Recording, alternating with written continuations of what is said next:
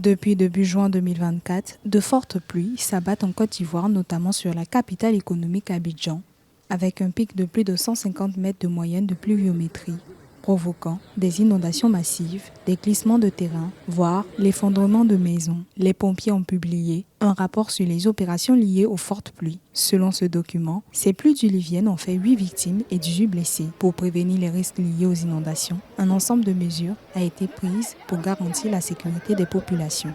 C'est un dispositif fort de 2500 personnels, policiers, gendarmes et militaires, en plus des sapeurs-pompiers qui sont prêts à intervenir en cas de besoin. Et ce dispositif prévoit la mise à disposition d'un hélicoptère et d'un avion pour les différentes évacuations sanitaires.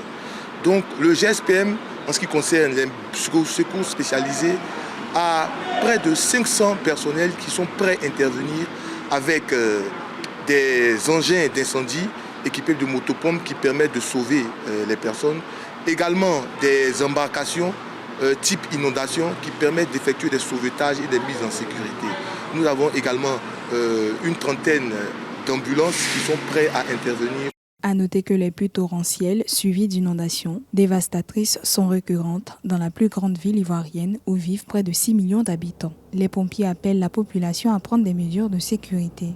La première des choses, c'est de suivre les alertes sécurité des agences gouvernementales, notamment le Centre d'information et de communication gouvernementale, l'ONPC, la Sodexam et le GSPM, et respecter les consignes qui sont données.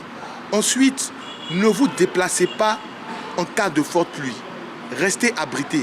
Rappelons qu'en 2023, les accidents liés aux fortes pluies ont fait une trentaine de victimes. La Société d'exploitation et de développement aéroportuaire, aéronautique et météorologique annonce une alerte orange ce vendredi 21 juin 2024. À cet effet, elle invite les populations à rester vigilantes, à éviter les zones à risque et à appeler les secours en cas d'urgence.